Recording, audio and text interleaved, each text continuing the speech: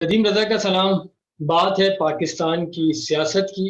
کہ جس کے آئے روز رنگ بدلتے رہتے ہیں اور اس میں جس طرح کی انتہا پسندی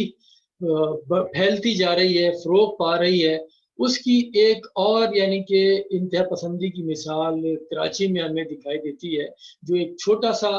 کلپ میرے سامنے آیا جس نے مجھے مجبور کیا کہ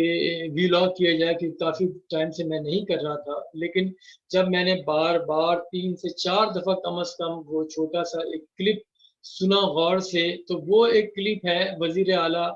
بلوچستان جام کمال اور ان کی ملاقات جو ہوئی ہے پیر صاحب پگارا سے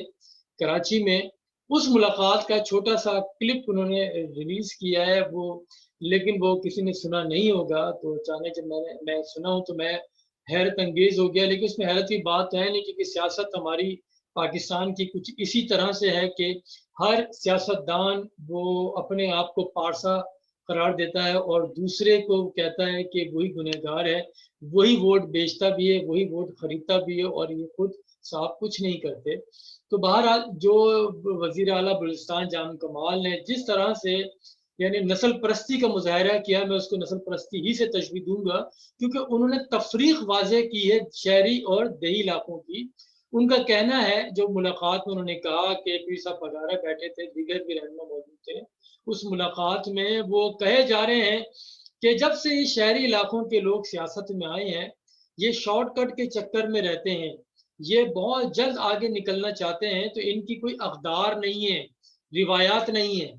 اور یہی وجہ ہے کہ سیاست بدنام ہو رہی ہے، بقول ان کے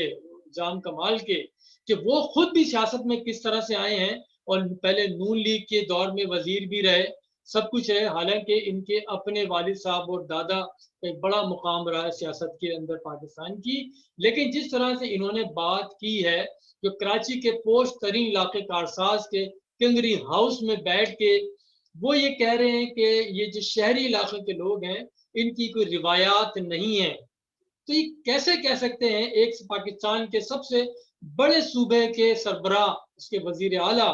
وہ اس طرح کی بات کر رہے ہیں، وہ وزیر اعلیٰ بات کر رہے ہیں جو خود بھی کوئٹہ ہی میں رہتے ہیں، گو کہ ان کا تعلق لسبیلا سے ہے، تو کوئٹہ میں اور اسلام آباد میں وقت گزارتے ہیں، اور جب نہیں ہوتا گورنمنٹ میں تو کراچی یا اسلام آباد ان کا مسکن ہوتا ہے۔ آج اسی شہری آبادی کے لوگوں کو جو اسمبلی میں پہنچے ہیں انہیں کہہ رہے ہیں کہ وہ اسی لیے فروخت ہو جاتے ہیں جلد پیسہ کمانے کے لیے، شارٹ کٹ کے لیے۔ تو یہ ایک دوہرا معیار ہے سیاست کا۔ تو میں مسلسل یہی اسی چیز کے اوپر بات کر رہا تھا کہ سیاست میں بھی ہمارے انتہا پسندی بہت تیزی سے پھیلتی جا رہی ہے، اور یہ جس طرح کا وزیر اعلیٰ نے اظہار کیا ہے اپنے احساسات اور جذبات کا، شہری علاقوں کے لوگوں سے جس طرح سے انہوں نے نفرت کا اظہار کیا ہے کہ یہ جلدی بک جاتے ہیں اور انہیں کوئی بھی خرید سکتا ہے، تو اس کا مطلب کیا ہے؟ آپ شہر کے پوش علاقے میں بیٹھ کے مذاکرات کر رہے ہیں، اور جو جی ڈی اے کے سربراہ ہیں اور حروں کے روحانی پیشوا ہیں ان کے سامنے ایسی بات کر رہے ہیں، لیکن بہت ہی قابل احترام ہے پیر پگارا صاحب، انہیں بھی چاہیے تھا کہ اس امر کی جو وزیر اعلیٰ جام کمال کہہ رہے تھے، جو سینٹ چیئرمین کے انتخاب کے سلسلے میں ملاقات کرنے کے لیے آئے تھے، یہ انتخابی کیمپین پہ چل رہے ہیں، تو اس کی کم سے کم وہ اس طرح منع تو کرنا چاہیے تھا۔ ایسا نہیں ہے، شہری ہی صرف بکاؤ مال نہیں ہے، یہ بھی بتانا ہوگا کہ بلوچستان کی اسمبلی میں ووٹ کیسے بکتے ہیں، آپ کی بھی پارٹی کس طرح سے مارز وجود میں آئی ہے، اور وزیر اعلیٰ کیسے بنے ہیں یہ بھی لوگوں کو بتانا چاہیے،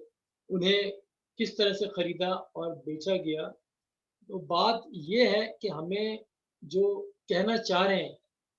پہلے اس کو موازنہ کر لیں کہ کیا کہنا چاہ رہے ہیں، اور یہ جس طرح آج بات کی ہے یہ بات رکنے والی میرے خیال میں نہیں ہے،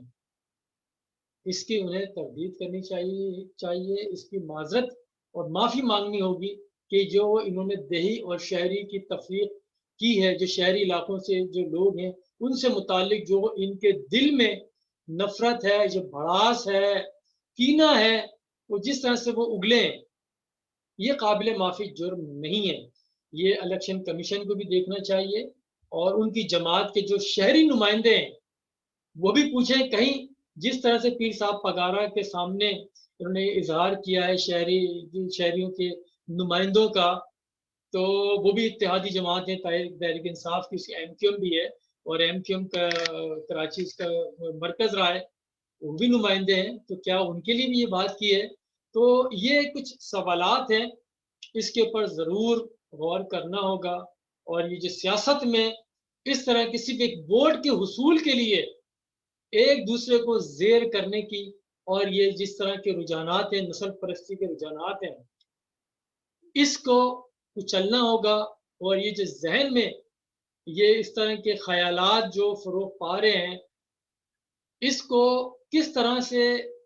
दूर किया जाएगा? मैं नहीं कहता कि इस्लाहात की जाएँ, इस्लाहात हाँ, होनी ज़रूर चाहिए, लेकिन इंसान के ज़हन की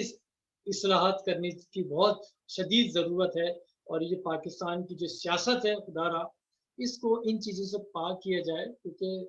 सियासत होती है अवाम की खिदमत करना, उनके वोटों से आते हैं, ना कि जिनके वोटों से आप हुकूमत में आए फिर उन्हीं को कहें कि उनकी कोई अक़दार नहीं है, रिवायत नहीं है, वो बिक जाते हैं शॉर्टकट के चक्कर में। और देही अफ़राद इस तरह से नहीं करते, ये आपको भी मालूम है और सबको मालूम है कौन किस वक़्त और कहाँ और कैसे बिकता है। बहुत शुक्रिया, खुदा हाफ़िज़। कमी हो गई वो इंसान के अपने किरदार में कर दिया, और फिर माशाल्लाह ऐसे ऐसे लोग आ गए कि अभी आप उनसे तवक्को भी नहीं कर सकते। अभी यार हमारा और आपका एक ऐसा सिस्टम है कि हम चाहे आप सुने कबायलियत हो, कौमियत हो, इलाकादारी हो, कुछ चीज़ें हमें मजबूरी में भी हमें पता है कि ये करनी और ये नहीं करनी। ये जो शहरी माहौल के लोग हैं ना, इनका कोई वो पहला वो गेज नहीं है, शॉर्टकट आउटकट साइड कट, यानी कि